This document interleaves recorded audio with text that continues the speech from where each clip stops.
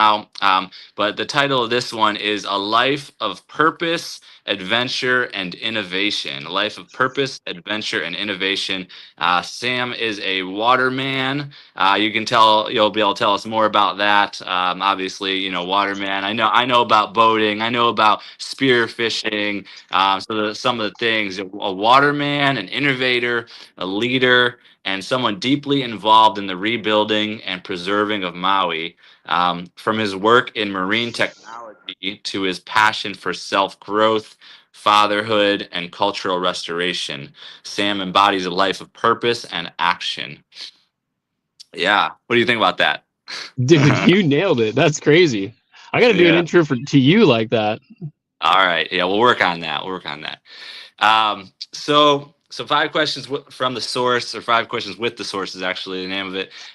This is something that started up a couple months ago, and I've had guests every Saturday. And you're the first one that I actually know. So we're gonna get more in depth. We've got a lot to connect on. We've got a talk story, uh, ahead of us. So We do.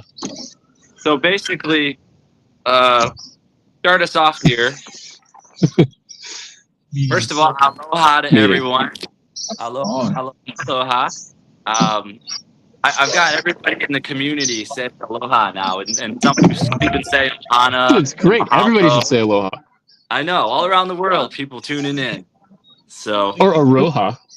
aloha, aloha. Let's see Aroha. what's in the chat here. We got more people. So, by the way, yeah, some of the people that have already been here: Chris Hort, PSW, Elijah, Keeping It Real is here, Crystal World, Deborah L, Lashana S, uh, and then we've got, yeah, and then Keeping It Real says Stone Young. Yeah, I saw your short earlier, so she saw the short earlier. That was Oh, cool. sweet. Right on.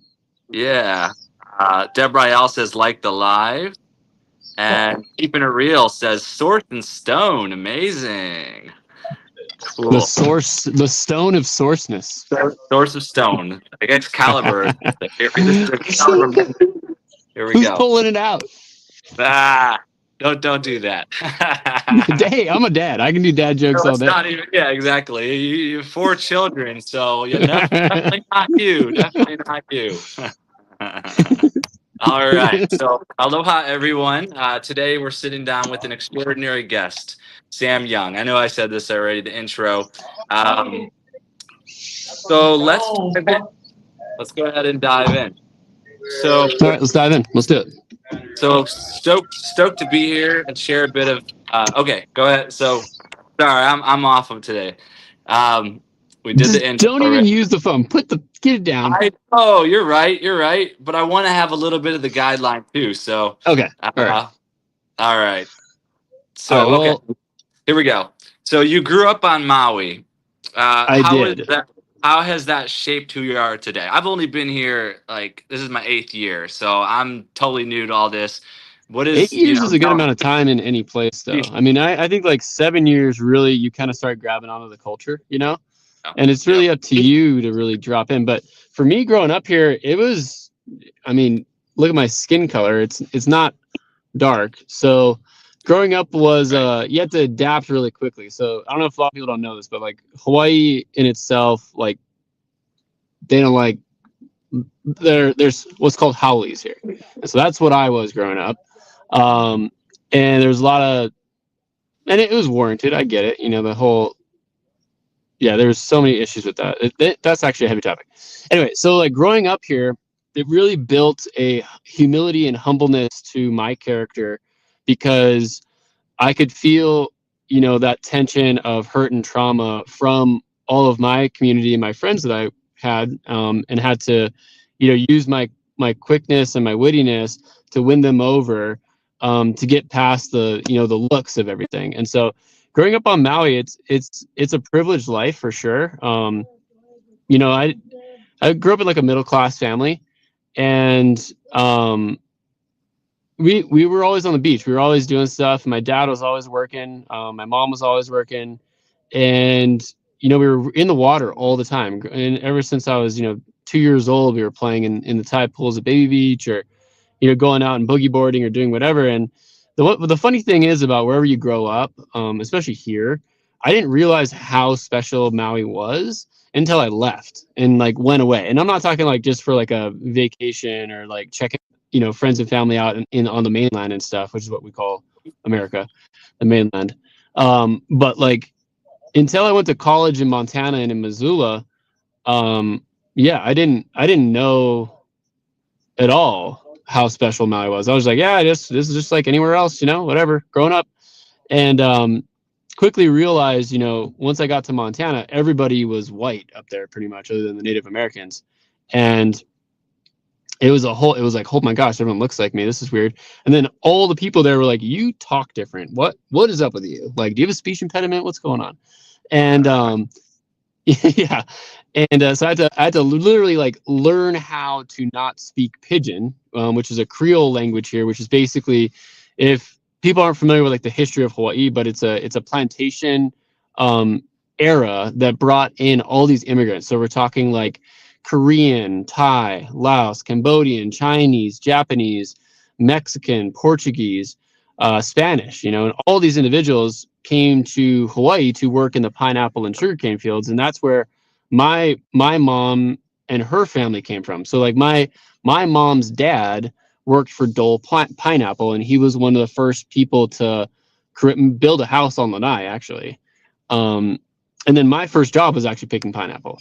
And so, that's what kind of ingrained in me, my work ethic of getting out the door before it's light and coming home in the dark. It's, and Puerto Rico too, actually. A lot of Puerto Ricans in Hawaii. One of my really good friends is actually Puerto Rican.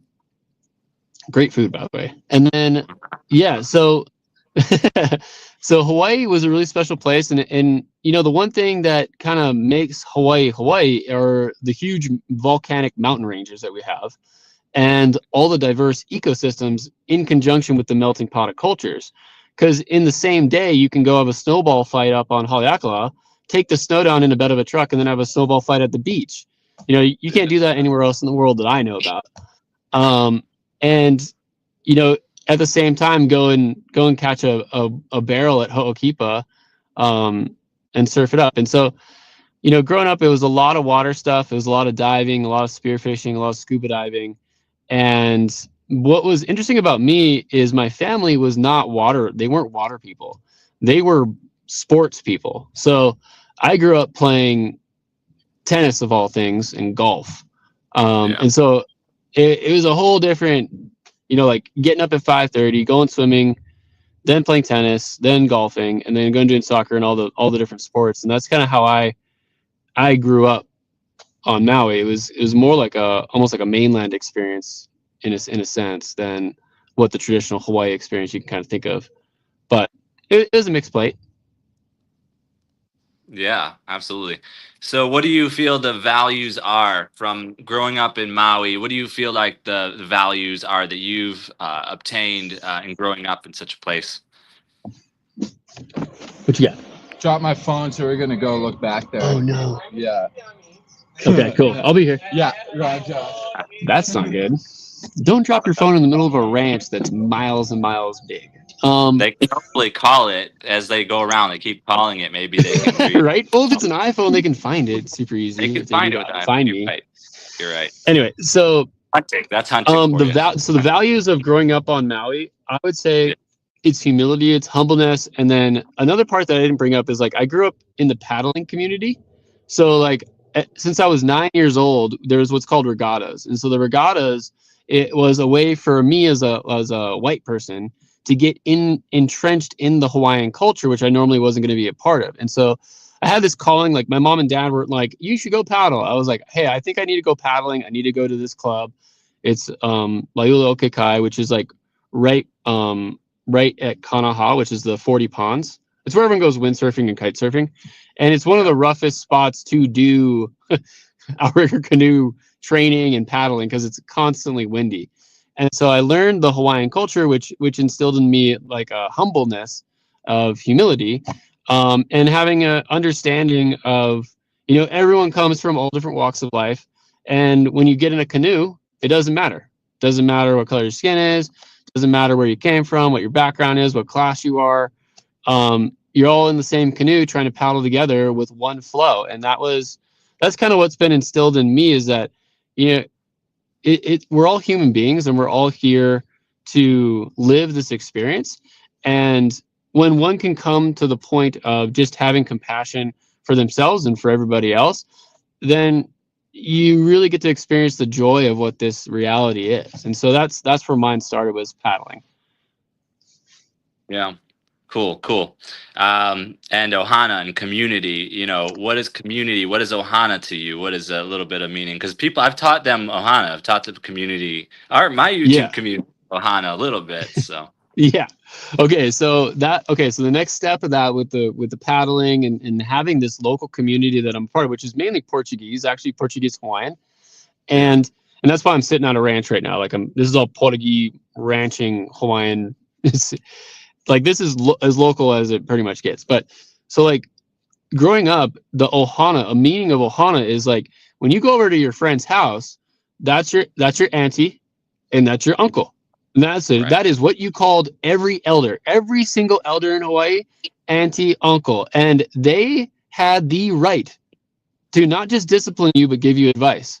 And that's where everyone has like the classic, like, oh, bro, auntie's going to come after you with your rubber slip because you better behave, boy. And so like there's this authenticity of trust that's instilled with that title and with the people here. So it was kind of an open door policy too, growing up. Like you literally could just, and a lot of places probably in America, in the neighborhoods and stuff, but you could like literally all summer long run around the neighborhood barefoot, go into whoever's house with your friends, building forts or whatever, go to the beach. And there was no this like, where are you or what are you doing? It's like, all right, just be home at dinner and just let us know which house you're going to dinner at, and then we'll figure it out. Right. And it was this sense of freedom that I don't think exists anymore due to technology, I think, and due to, you know, all the different threats that have, you know, happened over our lifetime, even though it's been so short. So yeah, I guess that's the long-winded answer. Yeah, great. That's great. So yeah, let's talk about our involvement with the men's group a little bit here. So you've been involved in men's groups like MKP, Mankind Project. How has that influenced your journey? Oh man, so just dropping right into it. We're just going deep right now. Yep. Okay, so my daughter passed away at 3.5. So she had partial migrating seizures of infancy, and that kind of put me down like a morning road. And so I was just going down this morning road, and man, like it's I don't wish it upon anybody to lose their offspring. It's terrible. And it took a lot of work of self work, especially with men's work, and with traditional ceremonial practices too, like going to Lakota Inipi sweat lodges and doing ayahuasca ceremonies and stuff like that. And what that did for me is it was able to create a safe place, especially the MKP stuff in the men's groups, a safe place for me to drop into who I am and the traumas that I've been through.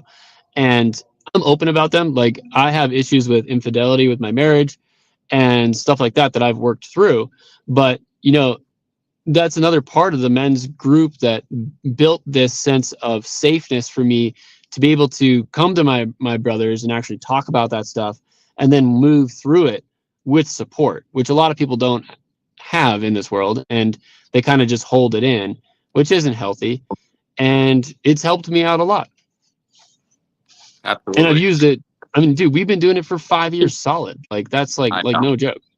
Yeah, either every week or every other week. It's been super solid. Yeah, for sure. Yeah. And I agree. It's been really impactful for me as well. You know, in my journey, you know, I'm in my 40s now, and I never experienced anything like that. So it was just a blessing to be able to be invited in and then to sit with such awesome guys and the processes and the healings and the growth. It's real. It's definitely real. How long have you been done men's groups in your life? Dude, I think you were at the first one. That was the first one. Right. Wow. Yeah, that was the What- first one. I got in the middle. I broke down crying, and it was just like I'm at my lowest low right now.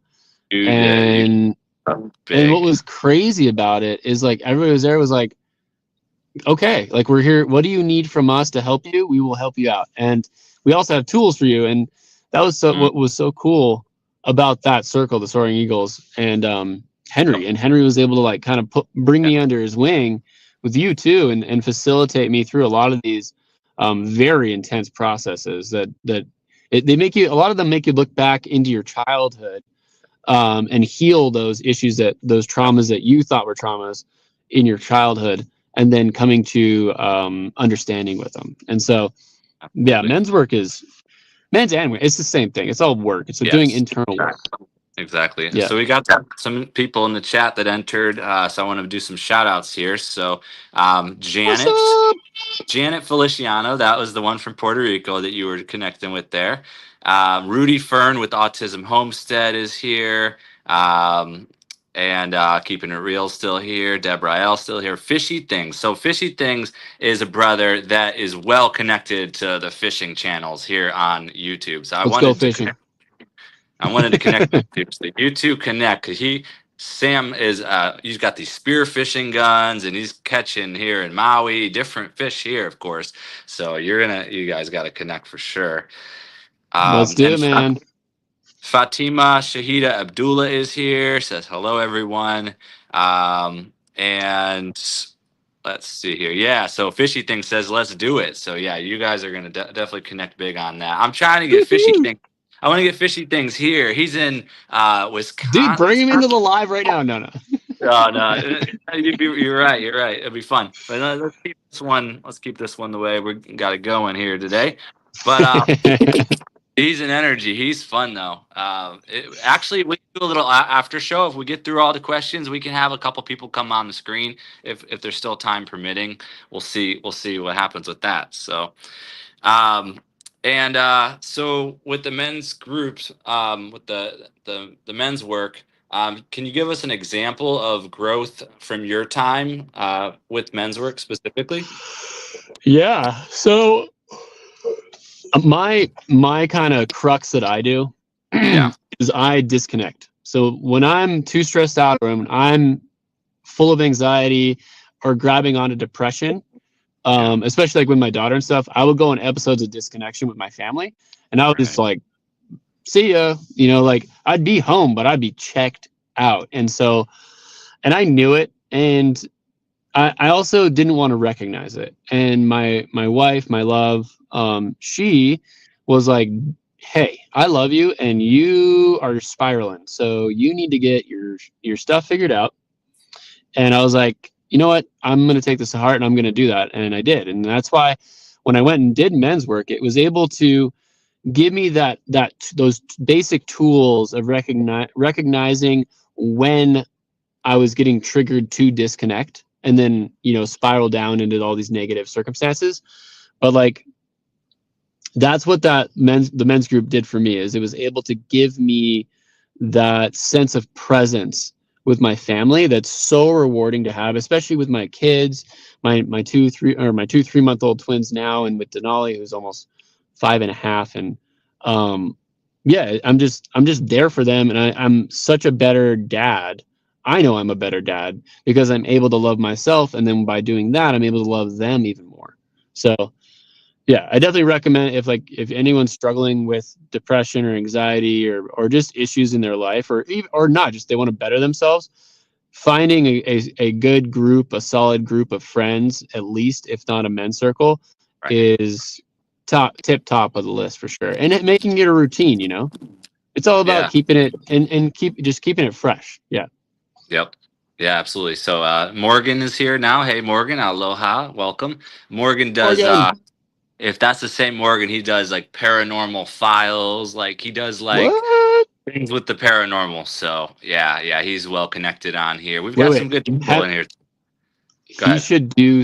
I'm so interested to hear if he does anything with like psychedelics. Interesting. Good. Look, there's a lot of those. those. Psilocybin. Fishy said psilocybin in the chat just when you said that. That's funny.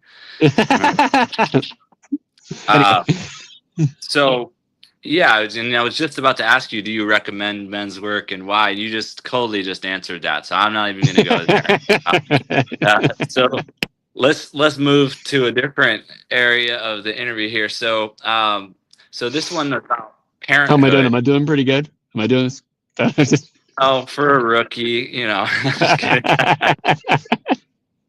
So the next part here is about parenthood and loss, because you mentioned that you've lost your daughter there. So fatherhood is a big part of your life, but you've also experienced deep loss. So how has it shaped you? Oh man, I got drugged through the coals with that one. So like our daughter, the birth was healthy. So like loved my life, married her at 24. And then we got together at 24, basically got pregnant at 27 when we got married. And it was gnarly. Like the birth was cool. It was a home birth. It was beautiful. And we thought we had a normal, healthy baby. And then Naya started having seizures at 2 months old. And the seizures just escalated, and they would last like 2 minutes at a time. And then the pharmaceuticals weren't working. And it was the most traumatic thing I've ever been through. And it that shaped me in a way where Naya gave everyone that she was around presently she unlocked people. Because when you look at a child that's a year, 2 years old, that can't walk, can't talk, can't see, can't experience the world how we experience it, you no longer take for granted just having a body, being able to see, being able to have this communication right now, right? Like that, nothing after you experience that I experienced that I'm fully present for. And what she really unlocked in me with the screaming episodes for weeks on end is, we really don't need a lot of sleep. And it's okay. Yeah, I know this is like 7 years ago, and I've done so much work on this. And that's just another thing too, right? It's like, I'm talking about this for the first time, people are hearing this for the first time. So when people hear loss, what happens with the communication is like, I've gone through all my processes, which makes it able for me to like talk about it all. And then for other people, it's really scary, and it hurts, and then people cry, and it's good to get that all out. If you guys are hearing my story and it's making you tear up, do not hold back the tears. Like that's in you. Like let that stuff out. It's really, really good to get that stuff out. And so like with Naya, she was a little sweetheart in there, and we just lived life to the fullest as much as we could to keep her comfortable. Like we went to Molokai with her on a boat. Like we went to Ecuador to try to do experimental treatment on her to get her to, to get the seizures to stop. And it actually, it helped out like a lot. And up until the last years, it was like, we were getting like 2-3 hours of sleep a night. And, with a community help, we had so many people helping us with her. And what it taught us big time was like, number one, slow down. Like so many people are just rushing through life, right? And they're just like trying to get to the next thing. I'm like, I need to get this better job. I need to make more money. I got to have this bigger house. I need this truck or whatever, right? Like I want to go on this trip to Japan, whatever it's going to be, right? But honestly, it's about just appreciating what you have right now, because this is it. Like we can't predict what's going to happen in an hour. We could get in a car accident right now and die. Like that literally could happen in an hour. So like, might as well live life as presently as possible with the people that are going to be like-minded like that. And if they're not, confide in those people and bring them up to the vibration that you're at. That's what she taught me. Absolutely. Yeah. Wow. And also, you've been hosting this annual event to honor Naya every year. Tell us about that. Tell us about that. What that's like. How people can be involved too. Yeah. So wow, I wasn't going to bring that up. That's like, this is one of the most special things that I consider to be in my life that I do every year, and I train for it year round.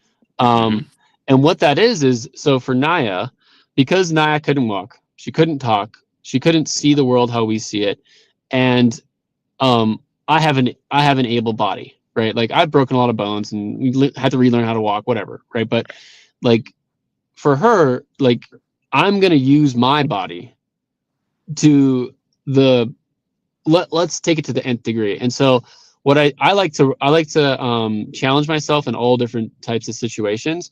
And with Naya, we do the Naya Girl Loop. And so on Maui, we have a 10,000-foot volcano, Haleakala, and there's 3 cabins in the crater that you can go camp at, and it's actually beautiful. I recommend it for everybody to go in here and at least one time in their life, like, experience one of the most quietest places on Earth with the best stargazing in the world, hands down. Like, there's nowhere else in the world that you can get this stuff. Like, I've been to a lot of different places, and Haleakala Crater is insane.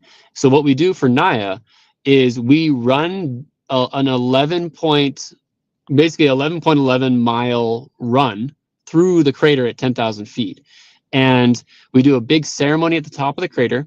And I know how to do, I've been taught Hawaiian prayers. And so I usually have a Hawaiian friend come up, and they lead the circle. And we get our medicine drums out, and we go around the circle. And there's usually like 60 people, 100 people. And everyone, kind of like Thanksgiving, right? They go around and they're like, what are you appreciative right now? And everyone says their piece, and then we all sing a song together, a couple different Hawaiian songs that you can sing really easily together, and then we start the race. And there's people that, and it's not just about running, right? It's about using your able body to its maximum capacity. You don't have to run through the crater to do it. So we had people from around the world who knew Naya and knew her experience because of our Facebook groups, and it was like, go surfing, go for a walk, go hiking, go outside, go give somebody a hug, like, go say something nice to somebody, and just stoke somebody out. And that was like the whole point of the crater. Is we do it, and here's what's crazy. So we do it on New Year or Christmas Eve, which is always stormy, like, every year. Like, if you go up to Haleakala, like, it is like a torrential downpour. It's probably snowing at the top, so it's gnarly to go up there. So we're singing and we're freezing, and then you get moving and you get warmed up. But and then you have hot chocolate at the end, or whiskey, or whatever you guys want to drink, and then have a big lunch and stuff. And it's a cool event. But like, there's a group of hikers, there's a group of runners, there's people who just go to the beach and go surfing, and so it's like, it's it's a really beautiful experience, and we do it every year, and it's growing every year. Cool. Oh, and actually, you know what? I should put this in. So we're now gonna join up. So when Naya passed away at the Kapiolani Medical Center in the PQ, we have a good family friends. They actually lost their son Trucker, and Trucker was the same age as Naya, and within like 2 weeks of her passing away, he passed away, which from a whole different thing. Super heavy, but like, they do a spear fishing for kids at Baldwin Beach every year. And so we're going to be combining Naya's thing with what Trucker had, which was cancer, and just kind of, like, be there for the kids, Yeah. Beautiful. And teach the kids, because, we're getting older. We don't need to be the light, like, let these little kids go shoot some fish and have a good time, and give them the tips that took 20 years to figure out, Very cool. Yeah. Very cool. Thanks for sharing. So Indigo Twin MX is here. So welcome, Indigo Twin MX. And then we've got some great comments here. Keeping it real. Annette said, I love to learn the Maui culture. Fishy Thing said, whiskey on the volcano. That sounds awesome and not dangerous at all. No, definitely not dangerous. No. High elevation, drinking whiskey, no, doesn't hit you at all. And Indigo, especially after 11 miles. We've got a lot of condolences for your loss. Indigo Twin, Deborah L, and then a number of people said that, sending so much love for you and your friends. And right back at you guys. Absolutely. So, and the direction I want to take this now is we're out in the wilderness. We're up on Haleakala. We're down at Ho'okipa. We're everywhere. So you're everywhere. This next part, I want to highlight a little bit. You do boating, you do fishing, you do surfing, you do hunting, and I'm sure a number of other things. So this one here, so you're a hunter and you live the waterman lifestyle, waterman. So you're gonna have to tell us what that is first of all. What what do these activities mean to you? What does it mean to So okay. Everyone thinks that like on the mainland thinks it's so special, like to do all these things. But to be totally frank with everybody, you? Yeah. if you're a guy, even women who grew up in Hawaii, every single person does this. Like it's not special. Like everybody pretty much surfs. Everybody hunts. Everybody goes and they goes hiking, they do outside stuff. Like your house is not special. Like you don't spend time in your house. You're outside all day long. And then you come home in the evening time and barbecue and stuff. And so like I'm like the typical Maui boy, like spearfishing, bow hunting, surfing. And then I took it a little bit step further. Like I did commercial fishing. And yeah, guys. And the commercial fishing I did in Alaska was heavy duty. And then I did commercial fishing here on Maui. And then I did high-end charters. So like I built a 25-foot boat. And then I outfitted it to fish, and then I would take clients out fishing and spearfishing and whatever they want to do. If they want to go to Molokai, we'd park on Molokai and go hunt Molokai. And there are these really like in-depth experiences that I actually created as like intentional ceremonies for these people that can pay that kind of money, like $2,500 a trip. But Right. like I'm dropping in with these people because they're normally in gnarly, like board meetings and so stressed out. And it's like, utilizing our men's work and experience as a facilitation, bringing that to the charter fishing and actually making it more than just fishing. It's more about having a meaningful experience with the people that you're around and then carrying that with you. So yeah, the fishing part is just fantastic. And then, I'm sure we'll get into the crazy adventure stuff that I do, but the spearfishing it's amazing because all the stuff that I do it's fun, right? Like the only thing that I do that's like just fun and I don't bring anything home to eat would be surfing, right? But everything else that I do has intention behind it. So if I'm going spearfishing, I'm going to get dinner for me and my friends and family.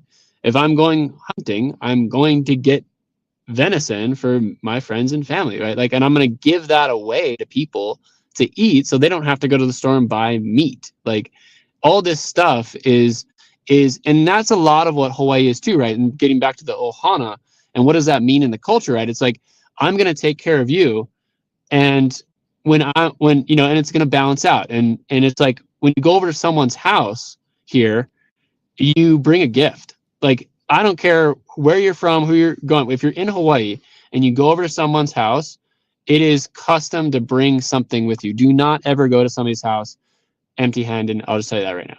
Because it's all about serving your community. That's what it's all about. Yeah, and being able to receive. Beautiful, beautiful. We've got Surviving Together is here with us, and also Magic of Healing Jimena. She was my guest on 5 Questions with the Source just about 2 weeks ago, so she's here as well. Welcome to y'all. And it's funny, fishy things. He asked what are mole Kai, but Deb's here. She's my partner. She answered the question. She's it's a neighboring island, nearby island. So good. What are mole Kai? Mole people. There's mole people in Hawaii. No, seriously. So a little bit more about nature. You talk about patience and the respect for nature, and then how it's necessary to remain balanced. So tell us about a time when you were in nature and that you were patient, you had to respect nature, and you had to remain balanced. Yeah. Shoot, I mean, it just happened just now. Like we had okay, on the ranch, there's cows, but there's like big pigs, like, and the pigs are not happy creatures. Like they will mess you up in a second. So I guess we can just get it out. So we're driving back up. Like I'm coming to, that's actually why I was late to the meeting. Oh, And so there's this giant pig on the road. oh And my one God. of the boys here, this guy who's like 19, he's like, I want to shoot a pig. I'm like, dude, do you want to shoot a pig? Like, do you have a knife? He's like, I don't even own a knife. I was like, you want to kill a pig, but you don't have a knife. You are crazy. I was like, here, take my knife. You can have it. We're going to see a pig, so you better be ready. And so he like gets out of the vehicle, sees how big the pig is, and like triple checks himself. And then he doesn't end up shooting it because he was, I don't know. I think it was a little, it was bigger than he thought it was going to be. And so in that, talking about being in balance, right? It's like, like for me, like shooting a big ono or shooting a big fish, it's intimidating to see a fish that's bigger than you, you know, and can kill you, right? And you're going to take its life because it's curious. And so it's about dropping into yourself, being comfortable with your situation, and just being okay, like letting go of control. And that's what about surfing is too, right? It's like when you're paddling for the wave, you're putting in so much effort to get on the wave. And then the second you stand up, you literally just let go. And that's what it's all about in life, right? You got that struggle, and then to get into balance is actually just to stop struggling and just let go, be there in the moment. And that's what this kid had to do with the pig. He didn't end up shooting it. But it was looking at him like, oh yeah, who are you? You know, like, you want to go? I'll for you. Sure. Sure. Dude, Sure. oh my gosh. Yeah. So, fishy thing said he's a funny guy, and you know I don't know what this. All right, he said in Alaskan Inuit culture, it's customary when someone visits your house to let them sleep with your wife. Fun facts. Hey, Eskimo friends, yeah. It's my Yeah, brother and sister. try They're also your brother and sister. that. He's hilarious. Also, so yeah, hunting, and we got a pig right in hearing distance from me right now. I know. No pigs got harmed in today. It's hard. Yeah. So okay. So question on that. So what do you say? I don't shoot pigs unless You you want don't? someone Oh, else to do. I don't okay. know. I only shoot deer. I think yeah, What's like the behind that, right? Tell us about the deer. Why? okay, so well, number one, the meat. The meat. What? I like the taste of venison over pork. But the Personally. political reason. The political. There's a reason they're asking you. They're begging you to do this, right? No. The No. ranch honestly is begging us to kill the pigs because the pigs damage the water lines But versus the population. the deer. But you're right. Yes. Okay. Let's actually. You know what? This needs to be heard from Yeah. everybody. Yes. That is so misinterpreted. And I've worked on a lot of the ranches here. My family works on the ranches here, and you know what? The deer are not a problem. There's not that many of them.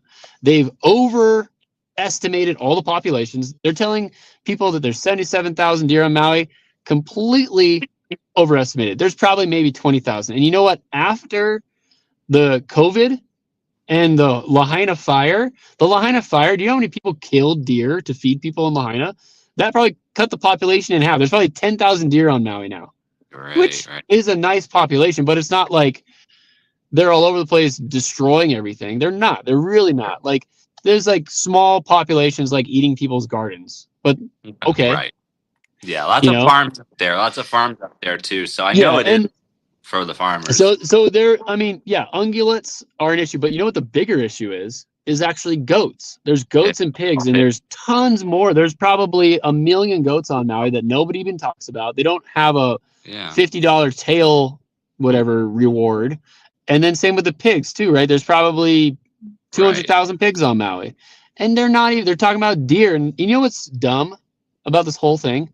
Do you know how much food is on Maui at any given time? Do you know? Not enough. 2 weeks.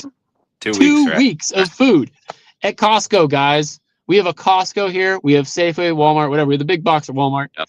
Target in Cusco. But like there's 2 weeks of food on Maui. So why would the government subsidize people to go kill a renewable food resource on the island? It is beyond me. I'm like, why are they doing this? This doesn't make sense to me. Yeah. But the backstory is there's a company called Maui Nui Venison, and Maui Nui Venison has made it a business. So as a business, they've been politically rallying and putting that out there that all these deer need to be taken care of and culled and all that stuff. I'm not saying Lanai doesn't have an issue. Lanai definitely has an issue. Molokai definitely has an issue, but there's not a lot of people over there to go hunting. Like Maui Nui Venison should probably be going over there to kill them. And I don't know if they're doing that or not, but they need to. I would say don't kill them on Maui. Go to Molokai, go to Lanai, and go take care of those populations because they actually are overpopulating over there. But there's probably I'm guessing maybe 70,000 in the county of Maui. So that there's quite a few islands in the county of Maui. So you've got Ko'olave, you've got Lanai, and you've got Maui, and then you've got Molokai. So, and then Molokini, if you really want to count that. But yeah, so that was one thing I wanted to address is that yes, I shoot deer, and I shoot deer not because they're a pest or an invasive species. I shoot deer because they taste really good and they're amazing. Yeah. Yeah. Okay. All right. What is one of your wildest experiences in nature, in the wilderness, with all the things you do, though? Oh, shit. Really? Know. Big question. Dude. You think about that one. No, I got it. So okay. This was crazy, actually. And it just happened. And I had a similar experience happen on our honeymoon in Denali National Park. So I don't know if you guys know about how Denali National Park works if you go camping out there. You can stay at the hotel and do like a glamping thing, but like the real way to experience Denali Park is you go to the ranger station, you get bear spray or have a 10 millimeter or 45 on your hip, and you hike out, and there's no trails, and they just give you a sector. And a sector is like miles and miles and miles and miles with mountains, and you just go. They're like, you have this sector for 5 days. See you later. Hopefully you don't get eaten by a bear. So we like head out on our honeymoon. We go to Alaska. We head out to Denali. And dude, like we're like walking off the trail, and there is the biggest freaking caribou I've ever seen in my life, like 10 feet from me. We're like, oh my God. And then we make it past that, and we're like walking up this tundra, like alpine slope that's like super steep. And we're making our way to the summit. And we look over, like we get over this little crest of a hill, and there's no trees. It's just like moss. And there's a fucking grizzly bear and 2 cubs like a football field away. And I don't even know how fast these things can run and how big they are, but like they stand over 8 feet tall at the shoulder. At the shoulder. They're not even standing up. And so like we're looking at this grizzly, and we're like, we picked the wrong hill to climb. And we're like, we need to back up slowly. But it was getting dark. Not that it gets dark for very long up there during the summertime, but it was getting dark. So we're like, well, we need to set up tent. And I was like, you know what? I bet it doesn't even see us. Like it's doing something. It's windy. Like the thing's like, it's probably gonna go to the other mountain in like 10 minutes. And sure enough, we like set up, and the freaking grizzly bear goes across. But I've had a lot living in Montana for 4 years and living in the national parks and stuff. Like I've had very close encounters with bears, but the last one, dude, which this tops it all. So we go elk hunting in Idaho near Yellowstone, and we're walking back after I tried to shoot. I airballed this giant bull, and it was a 7x8. Like I didn't know what that meant because I'm from Hawaii, and all the deer here have 4 points on their antlers. Yeah. So we're walking back in the dark, and it's like pitch black. Right. And there's grizzly bears, and we've seen grizzly bears. We've seen wolves already. We've seen black bears. We've seen cougars. We've seen them all. We saw all the predators. We're like, there's all predators in this area. I'm with I hang out with special operations guys. That's a whole nother. So I hang out with my buddy who's a Navy SEAL. So he's behind us, and me and my buddy Sal are like, hey, dude, Corey, you see those eyes? And he's like, what are you talking about? I'm like, bro, there's like predator eyes looking at us right now, like literally like from the movie Predator, like the freaking crazy ass green eyes looking at you. and there was 2 sets of them, and I was like, oh man, like this, like that's 2 grizzly bears. I know it's 2 grizzly bears. And Corey's like, are you sure? And I'm like, if it's not grizzly bears, it's probably 2 mountain lions, and they're looking to like, they're looking at us like food. And he's like, damn it. And I'm like, yeah, this is not good. And so we start like, and they're not far away. They're like 40 yards from us. So I don't know, these animals can run like 40 fucking miles an hour. There's no way you're running this thing.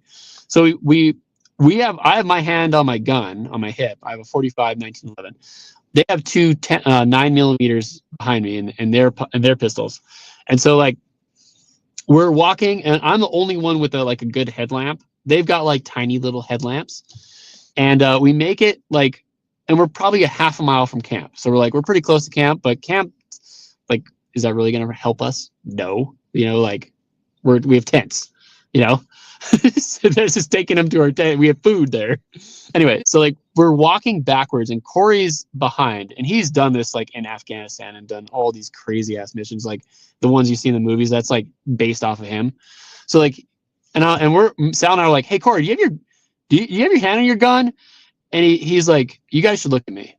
And he's like, we turn around real slow, and Corey's got his gun out, and he's like, you guys need to have your guns out right now. And we're like, what do you mean? And he's like, yeah, if those are bears and they're that close, like we don't want to die. Like, please have your gun out. And we're like, okay. So we all have our guns out, and we're like walking slowly backwards to the camp. And they started at 100 yards. Then they were at 40 yards. And it's like thick trees. And we're like, oh boy, okay, like these things are coming in on us. Like, this is not fun. Like, I don't like this feeling at all. I don't like being hunted. And I've been hunted by sharks and stuff. It's not a good feeling to feel like you're prey. And so like they're coming in. And then we get closer to the camping area, and it kind of, the clearing like clears up. And it was the craziest thing. Yeah. They disappeared. Mm. They didn't follow us for some reason, but they were close. They were like 40 yards from us for a while, just following these eyes, these 4 green eyes just looking at you. It's like, whoa, it's crazy.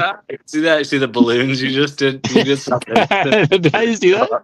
You did somehow you did it. Oh, wow, that's awesome. It might not do it again. It might not do it again. A couple things you could do, like one of them is like if you go like this and go into the camera, it might do like hearts or something. And then one was like this, and it does like something, but on StreamYard, I guess. But shout outs to Crystal's World is here, Crystal's World, and Tom Grace is here. Tom Grace is a Filipino connection. They do awesome karaoke days and fun events like that. So, and Sweet. yeah, I've met a lot of awesome Filipinos on all these different music events and karaoke. Check out my music. Yeah. Talk about your music here a little bit here. We got to get back on schedule here. So We do. let's Sorry. talk a little bit about your voltage vessels and your electric marine tech. So, Oh boy.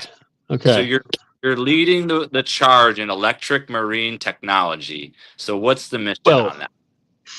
I would say that's I wouldn't say we're leading. What is I that? wouldn't say we're leading. We're innovating. So we're innovating the marine space. We're looking at a few different alternatives for so getting back to Hawaii, it's an island chain community, right? So Molokai and Lanai have residents there, and they're getting older, a lot of them, and they need to be able to get to the hospital. So Lahaina Harbor burned down, which is a big issue for this. So it stopped the ferry in 2016 from going to Molokai. And I'm not actually sure why the funding stopped there, because it's actually a federal highway. But so there's federal funding that would literally subsidize the ferry to run. So, which is what we're trying to do. We're trying to literally build a 60-foot electric ferry that's going to actually be a medical ferry that will provide medical services for island communities. And then you could use this not just for Hawaii, but you could use it for California and the Puget Sound and Alaska and Fiji and all these island nations, right? That need a mobile hospital in a sense, right? Where you can go and you can give people care.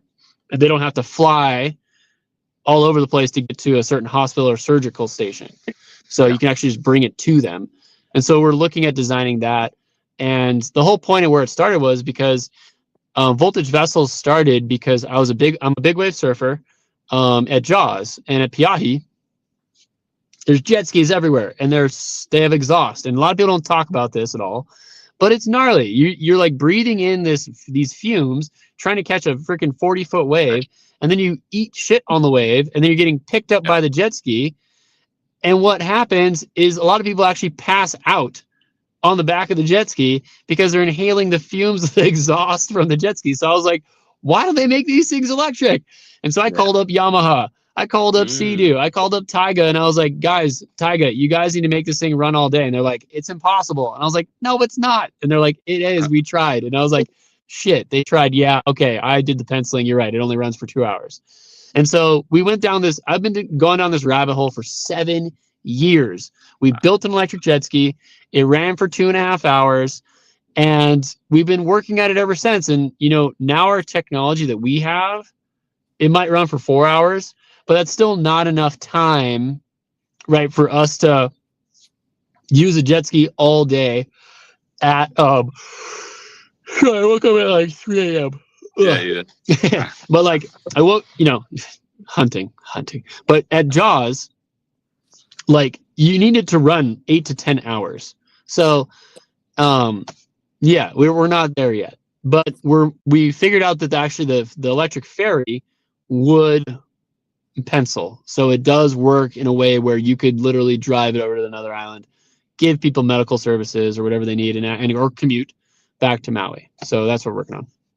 Cool. So what do you think about like the electric jet ski concept? Like what does it look like to have those available all over the world and people to can buy them, and what's the process? Yeah, it is. The technology and the battery tech isn't there. So, okay. Until we can get there, I give it another 5 years.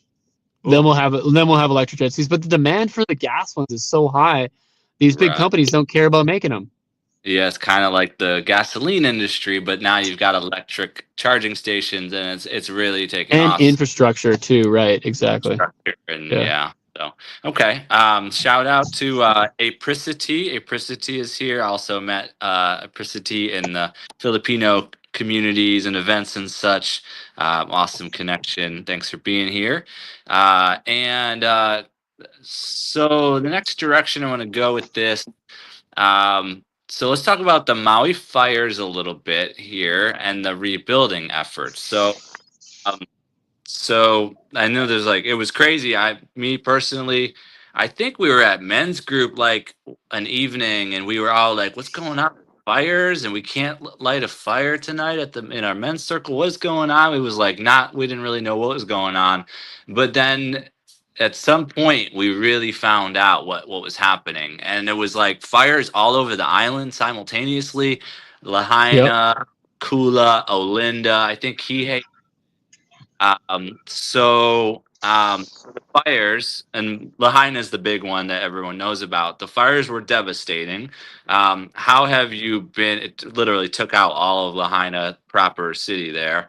How have you been involved in or first tell us about that day first, the first day, tell us about that. It was so heavy. Oh my gosh. I had not been to a war zone before. And so being friends with Navy SEALs, so they got activated. So they got called by their superiors, and they were like, let's go. And I've been training with them for a while. So it was pretty interesting to, for them to call me up and be like, hey bro, you're coming with us. And I'm like, what do you mean? And they're like, you're coming to Lahaina, let's go. And I was like, okay. And so we had police escort, we put on full body armor, we had M4s, and we went in with insulin, we went in with medical supplies, we were the first convoy in police escort into the area, into the burn zone everywhere. And we brought in 300 gallons of diesel and 480 gallons of gasoline. And what was really interesting is I don't ever talk about this. Like I've talked about it with you guys in men's group and stuff, but not publicly. And for me, like seeing what I saw was pretty messed up. All the stuff we saw, and yeah, I grew up on Maui, and it's like seeing an entire town melted, like literally melted, like cars melted. That's how hot it was. And driving down the street and just seeing people just like totally in shock and hurt, and their clothes burned and stuff. And it's like, yeah, we just like went around all the neighborhoods, and from day 2, like first we went up to Kula, right? And we figured out Kula got all the trees out of people's driveways, and that wasn't like as bad as Lahaina. And we didn't need police escort in. So we went to Kula first, helped the helicopters put out a bunch of stuff, and then ripped over to Lahaina with all the supplies from the medical facility and the gasoline and diesel. And we went over there, and here's what's crazy. So we get through, right? And you guys understand, there was miles of traffic, and we literally had 6 cop cars in front of us and 4 cop cars behind us, and they literally just plowed through all these people to get over to Lahaina, because there's only one road really to get over there. And so we ripped through all these people, and the road is then a ghost town. And then we see Lahaina, and it's just smoldering smoke. And we get over the crest, and it's just black, the whole freaking thing, just black. And we get into the town, and there's nobody. Like there's like a couple people, and then like the devastation of stuff. Like I don't want to like get into the details, but it was not good, not fun to see. But like we make it in, we make it past the drop zone, the ground zero in a sense, and we make it past that, and we set up at the train depot, which actually had trees. It wasn't burned down, and there was nobody there. But they were like, we had made a plan through radios that we would tell people that if they're tourists or want to get to the other side, we would give them a half gallon of gas. And so we were the first ones over there, and within literally parking there and no one showing up for 5 minutes, we had a line of cars 300 long, and we were just giving half a gallon to everybody just to get to the other side, because there was no power. There was no cell phone service. No one had a way of communicating, right? And so then we called up Elon, and we said, Elon, you need to C-130 500 Starlinks in right now. And he's like, yep, no problem. Boom. And he did it. And he freaking sent us 500 Starlinks. Oh. And that was the next mission. So we got people gas, and then it was nuts. And so for, long story short, we set up Verizon freaking Starlink. We set up all the depots, Starlinks, with a group of people. And then we set up the depots and started bringing food. So then we created a whole food network. Then we created a whole for new moms, right? So new moms are over there. Like people are having kids. They're giving birth during this thing. Like right afterwards, crazy stuff happening. And then we had a whole water squad. So we had all these boats, all the Piahi big wave teams and everything.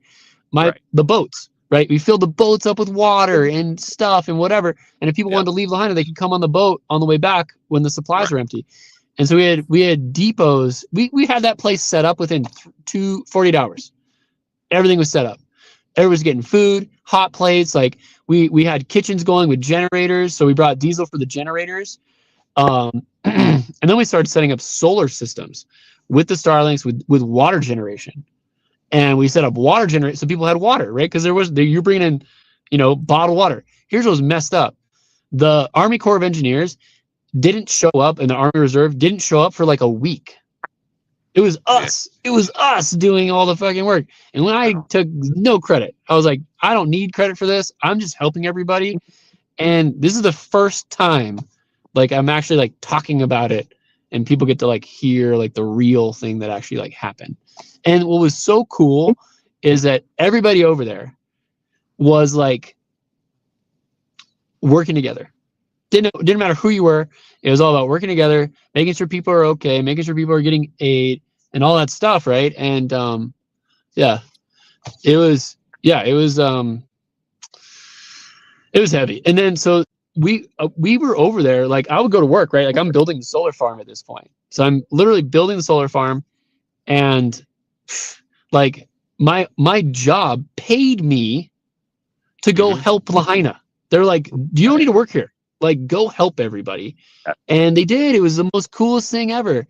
And yeah, we still got the solar farm built, but I made it a priority in my life to go help Lahaina for over a year. I did that. Yeah. Yeah. Yeah. But So where is that? Where, like, I know so yeah, so then yeah, out with it. we got these huge contracts in place with the SEAL teams, right? So these guys are smart. So they put these like different organizations together, and they got the $550 million to do the abatement to clean it up. And they cleaned Lahaina up in less than a year. So in 8 months, they had Lahaina cleaned, and they already started rebuilding it. And so from there, we had a state project, interim housing project going, and we basically the governor was going to put the housing project in this really bad location, and we got the community to stop that, and then we moved it to Hawaiian Homes, and which is a feel good, right? It's like you're putting an infrastructure for the Hawaiian people, for their nation, and it did. So like we did $150 million development on Hawaiian homeland, which expedites the lottery system for the Hawaiian people to get a house and to live on, right? So they have to pay $1 a year. It's kind of like a reservation on the mainland. Right. And so now they have this amazing infrastructure with sewer systems and water and all sorts of stuff already all set up. And so I sourced with a team of people 430 homes, and then we installed. I didn't do the installation, but I did definitely the procurement of it. But like there was like over 100 tiny homes were there. Yeah. And so we put those tiny. They're now installed, and then we did a couple of small pilot projects in Lahaina, like in the burn zone, and we did 7 homes in there. And so yeah, that was Cool. Lahaina, and still Yeah. going, still happening. Oh, I know. There's still a lot of work to do, but a lot of good work you've put in there. Yeah, Indigo Twin said, you truly have a good soul, man. 100% remarkable. And Fishy Appreciate you said, guys.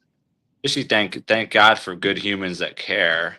And Married in Arkansas is here as well. And Sweet. Married in Arkansas announced that she has a live going at 6 p.m. with Living My Best Life at 60. I was a guest on that show a little while back. Oh, cool. So yeah, got Married in Arkansas. Check her out if you want to tune into that later today.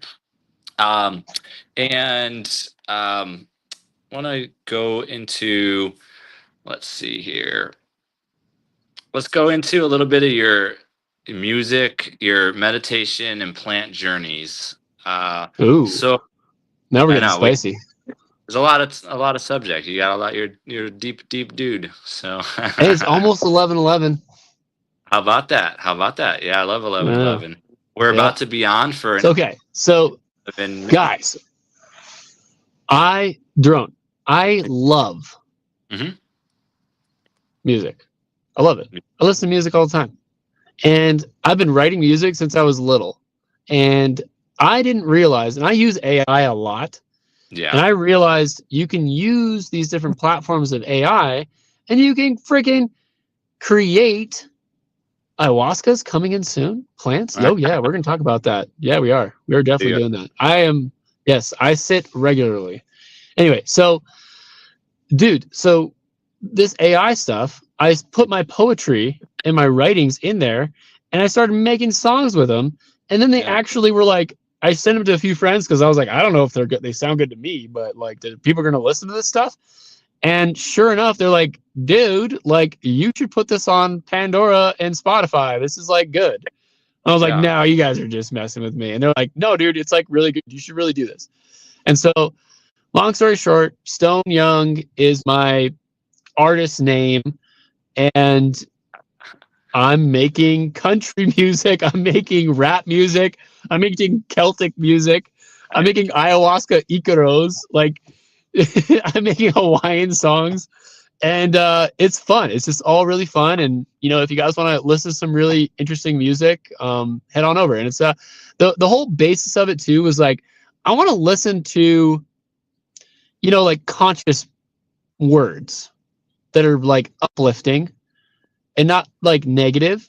You know, Right. not talking about like, I'm gonna drink my whiskey in the back of my truck with my dog. You know, let's Right. have like an actual like storyline country theme. Sure. Like, I've lived a little. Like, I could write about getting chased by a grizzly bear. That'd be kind of cooler than sitting with whiskey with my dog. You know, or like something like that. You know, that's actually a good idea. I think I might do that. But but like the music's really neat. But what really gets me and like has brought me to where I'm at today. It's so great. Whoever that just wrote that, it is amazing. It saved music. It saved Beatles songs and Elvis songs that were gonna like not. They were losing their quality. AI brought the quality back to the songs. You can look that up online. It's like legit stuff. They're taking it and they're taking the old music and bringing it and making it more new and refining it. Anyway, but like my whole breath work, like from holotropic to biodynamic to Wim Hof, I do a combination of all of those for my free diving and spearfishing. Right. And it's very helpful in just day-to-day life, as well as, getting into my archaeological and cultural anthropological background of celebratory drinks that are utilized from all over the world. And we're talking about death ceremonies. We're talking about marriage ceremonies. We're talking about peace offerings to war offerings. There's psychedelic substances, medicinal plants, very powerful medicinal plants that are utilized cross-culturally around the world that I've studied since college. And only now is it really coming to like the mainstream awareness that there is this medicine that's naturally around us all that is able to help us out. And it only enhances who the human being is that partakes in these ceremonies. And it's not just about like going to a rave and dropping some MDMA or acid, right? And thinking you're gonna have this revelation experience, or even in a sense going to Burning Man. It's almost like an overload of information. But if you do it in a sacred space that's very intentional with what we've been finding is actually the vibrational sound of the voice of the one who's running the circle, or a group of people that are running the circle, and they sing, and the cadence of their voice and the tone of their voice dictates your experience. So you get taken into what's called Ao, or the light realm, or Po, which is the dark realm. And this is done across all the sacred medicines, and I'm not talking about psilocybin. Psilocybin's an entry medicine. It mimics our DMT that we create in all of our cells and body. Like when you daydream, when you dream, when you go to sleep, your body produces DMT. These plant medicines, from peyote to iboga to ayahuasca to wachuma to 5-MeO, all produce the same DMT that is within our body. And what that means is that there's no hangover. So when you take these medicines of creation, right? So you're literally like giving yourself an induction of creation of the source, right? Pun intended. You get to experience this heightened level of awareness that can come in all shapes and sizes. Every time that a ceremony happens is completely different than the rest. And another thing too is different from each person, which means when you get to these higher medicines of iboga, peyote, wachuma, ayahuasca, or 5-MeO, all of these, it's not the amount that you take, it's the amount that your body is receptive to. So like for me, I'm super sensitive. So I could take like a teaspoon and blast off into the next dimension, into a different timeline or whatever, and work on myself in all different types of trauma and replay and rewind and go into the future in my life, right? But it could take another person 3 cups of ayahuasca to even just be like, oh, that was like a nice experience, that was warm. It opened my heart a little bit, I got to feel a little bit. But it's totally different for everybody. And it could be like that for me too, right? Like one day I could have a teaspoon, another day I could have to take 3 cups to get to where I needed to get to. And that's what a lot of people don't understand with these medicines that are available to us. It's all about looking, and I have to say, psilocybin has its purpose. I completely understand the Mayans used it religiously.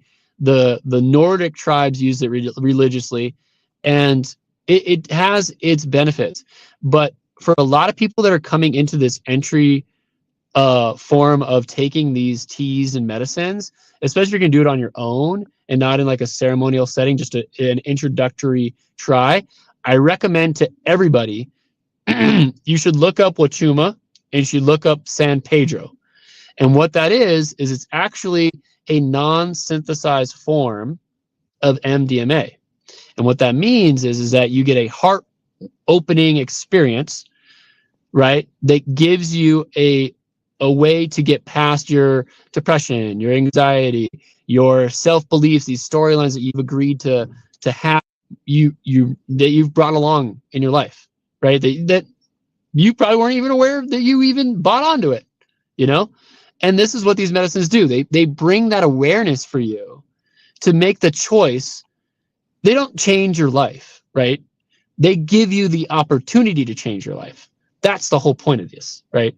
You could do 300 ayahuasca ceremonies and still be a shitty person, right? It's all about how you take that information and use it. So that I've been wanting to say to a lot of people, because there's so many people talking about these plant medicines and stuff, and there's some really good funny parodies and everything on it, but like getting down to the nitty-gritty, and I'm writing a book. I am writing a book on it because of it all. And yeah, so that's all of it in a second. So I think you mentioned you don't really sing at this point in your music career, but Apricity said, could you please ask him to sing a line or two? It's up to you. Oh, you want me to sing my songs? Oh my gosh. Put me on the spot. I sing country, and I need like a beat to do it. I can't just like do it on the spot like that. It's so nervous. Gosh. Man. Mel Runs Things is here. Hey, Mel Runs Things. Aloha. I'm not ready to just sing. Yeah, I did sing all last night in Sweat Lodge. I will say that. What a hound dog. Do do do do. That's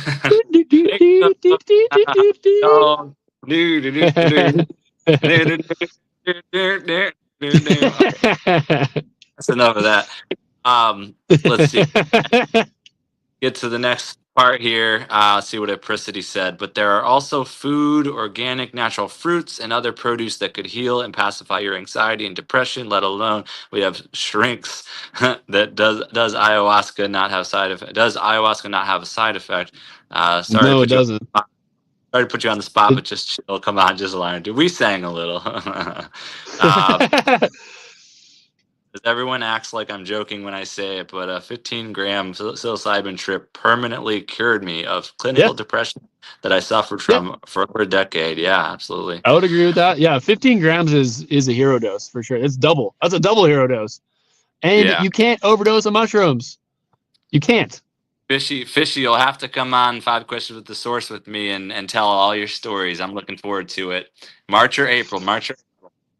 So Sam, Stone Young, so what's next? This is our final thoughts, kind of what's next for you, Sam, and then we'll have some people on the screen do a bit and chit chat a little with whoever wants to come on after that. If you're staying, it's up to you. But what's your next? What's next for you, Sam? Well, Voltage Vessels is kind of kicking off, so that's kind of cool. So I think I'm going to do that. And I've got a couple, the music thing. I think the music thing was really doing it. Like my channel's just been like blowing up, which is pretty cool to see. And I've been having so much fun with it. It's like making those songs that I like love to listen to, and then learning how to sing them too. And then talking to my buddies who are musicians, and then, talking about performing with them. It's like, it's fun, it's like, it lights me up. And so that's, I think, what's next. I think doing music, having more fun in life, focusing on the family and the twins, and doing my electric boat stuff. I think that's what I'm doing. Cool. Here's a little bit. I'm gonna play a little bit of the song I created on AI. Let's see here. I have it here. Yeah, I'll just put the song on. Here we go. Just a little bit and then I'll stop. And also Queen's Alchemy is here. Queen's Alchemy, African Queen Noreen, welcome. So here's a little AI song I created recently. Just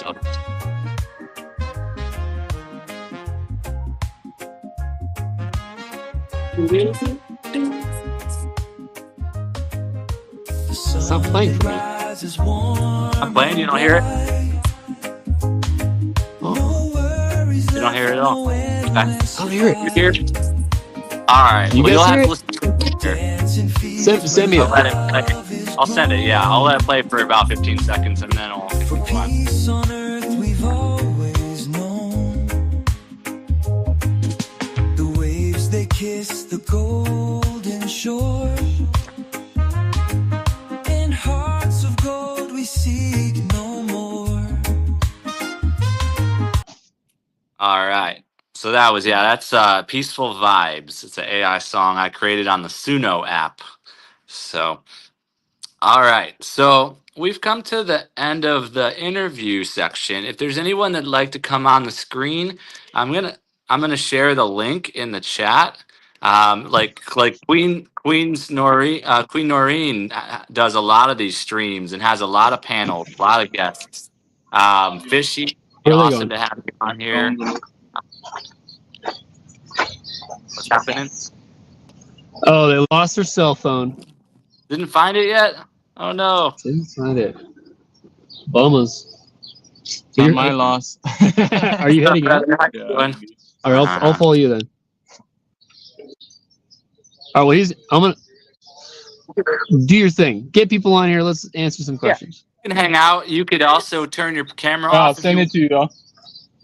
You can mute and turn your camera off if you ever need to, or you can hang out as people pop in and we'll just chit chat and hang out for a little bit. Yeah. Let's see here. Keeping It Real said, "Ooh, I love it. Peaceful Vibes in Paradise. Cannot get enough of it." Yeah, you love that. You shared that song on your channel, Annette. That was awesome. Yeah, Apricity. Good lyrics for sure. What's your name on Spotify, Stone Young? What's your name on Spotify? Oh, Yeah, it's Stone Young. okay. Yeah. And then the song to get you there is either going to be Primal Instinct or Elk Camp Nights or Ride Her Wave. Yeah, why can't they find the phone with the Find My Phone location thing? That's what they're wondering. I don't know, dude. I don't know. I would. Cool. Yeah. So, anyone that would like to come on the screen, I shared a link in the chat there if you'd like to join the panel. And if you have questions, you could type questions in the chat for either Sam or myself as well. Feel free to share a question in the chat. Feel free to share a comment, a question in the chat, or if you want to come on live, we'll do it for a little bit, and then we'll wrap up. So, just kidding. Yeah, Fishy said he would like to come on the live, but his kid's home, so it's too distracting. And Apricity said to tie her or him up. It's a her. But no, do not recommend tying up your children.